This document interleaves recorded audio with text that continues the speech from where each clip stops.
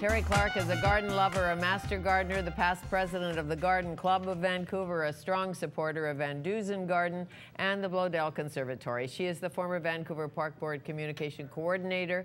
Flowers, shrubs, trees, and bulbs are always on her radar, and branches.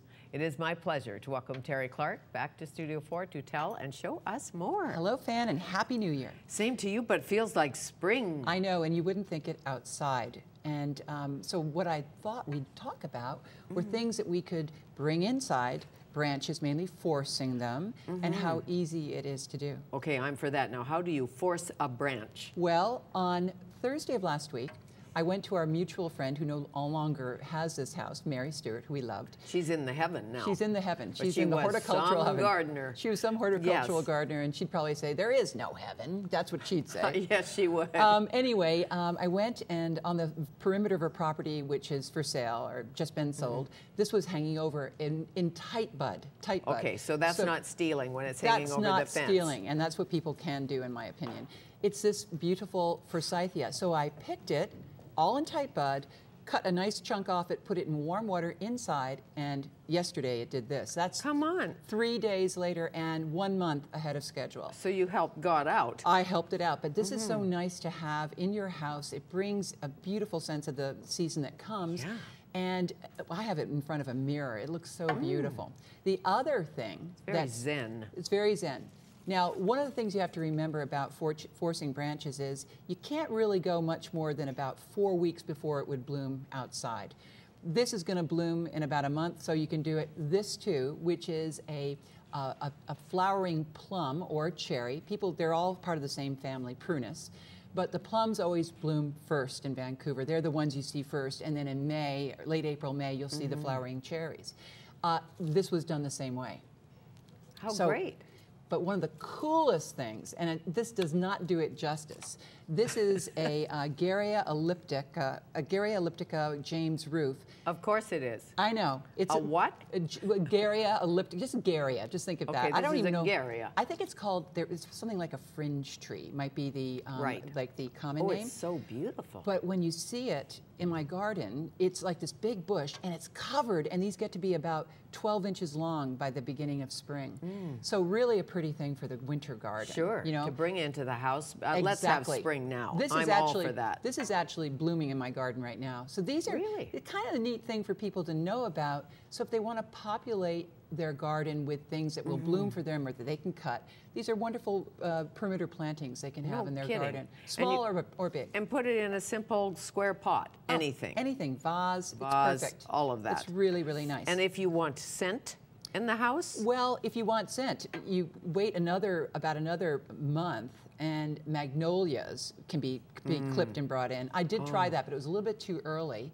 And nothing has scent like magnolia and witch hazel. They're so beautiful, magnolias, when they come out. Oh, they're fantastic. Oh, are they tough to grow, magnolia trees? No, but they do take a while to bloom. You know, some of the larger ones like Sprengeri diva, which is like these wonderful ones they have at Van Dusen, they can take up to 10 years to bloom. But the smaller bush varieties don't. You know, they don't take that long. So for somebody who doesn't know much about magnolias, growing them, easy to grow would be tulips or isn't there a tulip magnolia? Yes, there's such a wide variety. Just go to colors. Go to some place like Southlands or any garden center. They'll have the easier ones to grow. Sure. Well, I'm sure you've been at Thomas Hobbs this morning raiding. I went yesterday. I have a feeling. Tom was very generous to lend these to us. As you know, we had last time I came here, or last year, we came with the beautiful Vancouver medallion, which was the one that the Garden Club created with the nursery, Heritage Nurseries, and for Stanley Park, and we gave 1,000 of them to Stanley Park for the Olympics. So we created this for the Olympics. They're so sought after. I thought I'd bring one because they're blooming right now. They're beautiful in Stanley Park where we planted them last year. So that's a great, wonderful white one. And that's not even starting. Mine bloomed. Oh, good. And that's good. As you know, my gardening skills, mine is in bloom. It's dark. Well, that's great. It must be one of these. So this one, the darker one. This is a dusky colored one. This is called Black Diamond. That's the one I have. Isn't it gorgeous? I love these. And the nice thing about these hellebores, if you're not too tidy in your garden, Well, I mean, like cleaning up all the time. Or Are putting you insinuating? No, no, no. I'm not tidy. This is why I can tell you Okay. this. You will find that they will, procreate quite quickly. They'll mix and match with other hellebores, and you'll see little babies all around. I wondered why this never happened to me.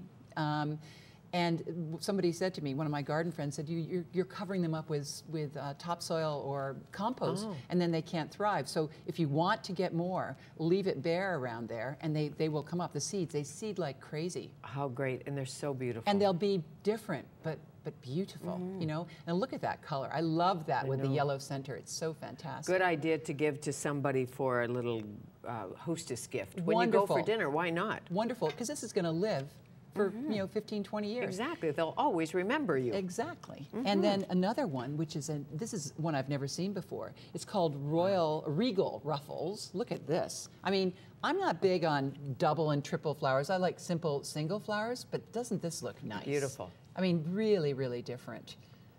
And that is a hellebore. That's a hellebore.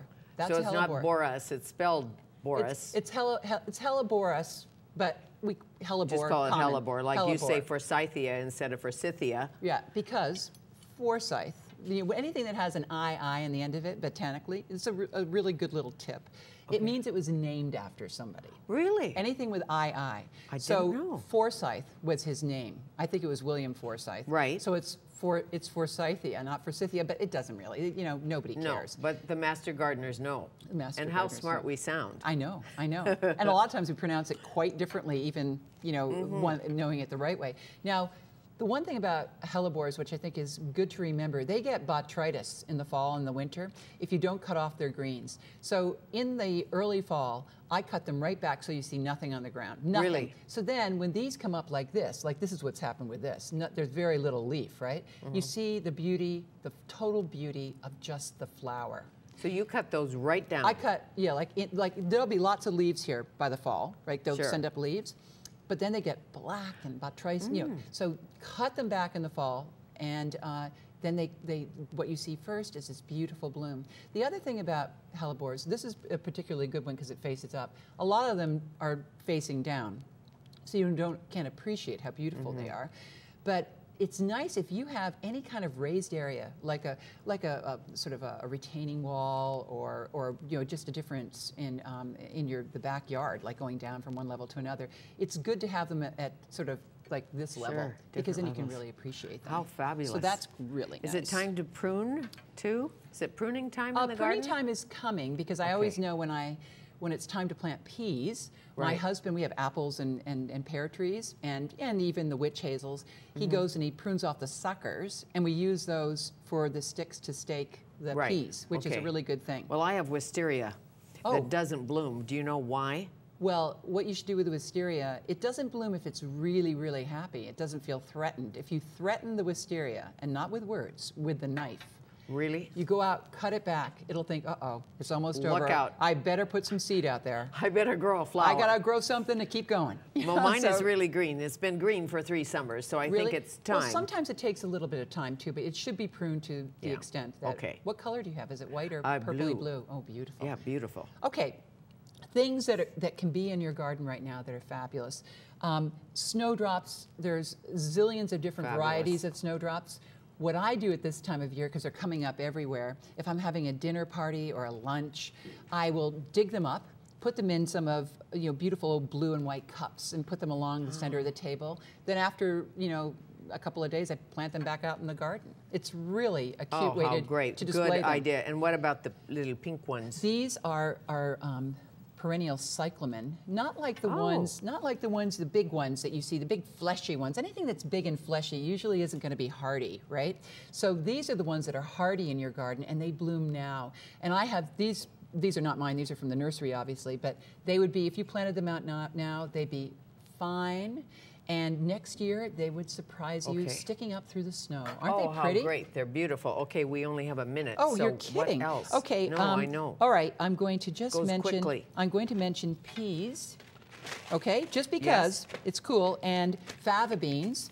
Fava beans are broad beans, English broad beans. Yes. They are something you Good can for plant us. right now in the garden if you've got some, if it's not frozen, you can plant it and they'll reward you by the end of, say... Just plunk them in the ground, or do you have to start them or anything? No, just plunk them in the ground. Make it say, and peas. Okay, and peas? Peas too.